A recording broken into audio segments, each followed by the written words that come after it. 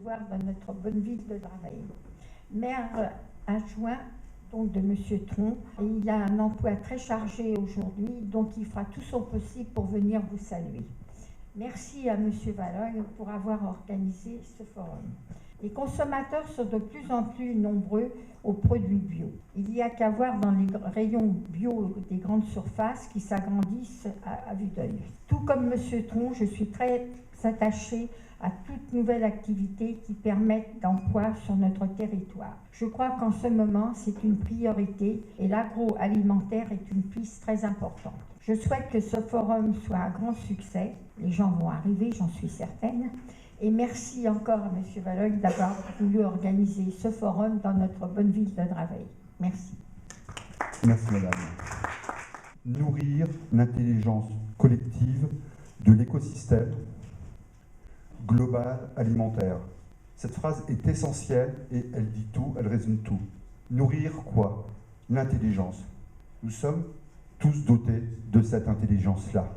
Et nous nous nourrissons quotidiennement de plein de données, de plein de data qui arrivent de partout et de plus en plus. Chaque jour, Internet, quand on lit la presse, juste lorsque nous parlons ensemble avec nos enfants, notre famille. Donc, on doit se nourrir de ça. Ensuite, collective, parce qu'aujourd'hui, le monde avance d'une manière collective. Seul, on ne peut rien faire. Un pays seul ne peut plus rien faire. Regardez la carte de l'Europe. Imaginez-vous la carte de l'Europe dans votre esprit. Vous voyez la France? Regardez le Luxembourg. Maintenant, regardez la carte du monde. Ayez la carte du monde dans votre esprit. Regardez la France. Eh bien, c'est la taille du Luxembourg quand on regarde la carte de l'Europe. C'est-à-dire que nous sommes extrêmement petits dans ce monde. Donc si nous voulons tous, collectivement, faire des choses intéressantes, il faut que ce soit collectif, coopératif et en coproduction. De l'écosystème. Alors c'est quoi un écosystème? Un écosystème, eh bien, c'est un ensemble. C'est un ensemble de choses qui sont à la base entièrement naturelles, que nous avons complètement déstructurées. Et on doit le restructurer. Et il y a plein de gens, et vous allez voir tout au long de cette journée, plein de gens qui restructurent en essayant d'être le plus naturellement possible, tout en faisant de l'argent. On n'a jamais parlé de dire de ne pas faire de l'argent. C'est pas ça le problème, il n'est pas là. C'est d'arriver à travailler plus, tous ensemble, dans de meilleures conditions. Donc global, alimentaire. Donc il y aura des chercheurs, des agriculteurs, des agro-industriels, des gens de la distribution et des consommateurs. Nous sommes tous des consommateurs et des citoyens. Donc lorsqu'on produit quelque chose, on le produit pour nous, on le produit aussi pour les autres, et il faut savoir qu'on le reproduit aussi pour la Terre. Donc un jour, aujourd'hui, réfléchir ensemble à notre alimentation, et on essaye d'être un laboratoire et un observatoire de ce qui se passe dans la conception, dans le domaine de l'agroalimentaire, avec une tendance évidemment bio, ça on peut en discuter, terroir et naturel évidemment, ces mots-là sont associés au terme bio. 15 conférenciers, on a plutôt 16 ou 17. Les citoyens, les consommateurs pourront donc poser des questions, il y aura des réponses évidemment.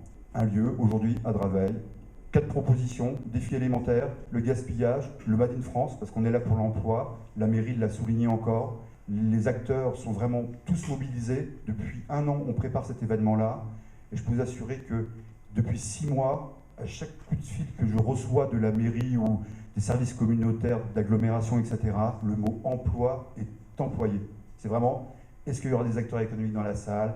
Est-ce qu'il y aura des jeunes qui recherchent un emploi qui pourront discuter avec eux, etc. Vraiment, aujourd'hui, tout le monde est sensibilisé. Et je fais partie d'un club d'entrepreneurs et je peux vous dire qu'à chaque réunion, on parle de l'emploi, de l'emploi, de l'emploi. Donc nutrition et santé, parce que manger, évidemment, c'est associé à notre plaisir, et la France le sait, le plaisir de la bonne table, mais la santé aussi. Ça, c'est essentiel. Alors ce chiffre 4076 correspond à la circonférence de la Terre.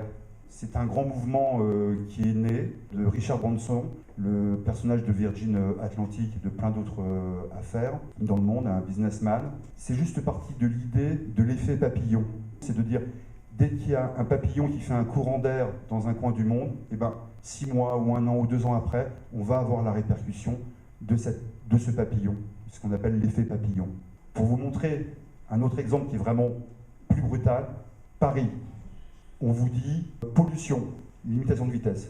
Lorsque l'on regarde une carte satellitaire au même moment, qu'est-ce qu'on s'aperçoit?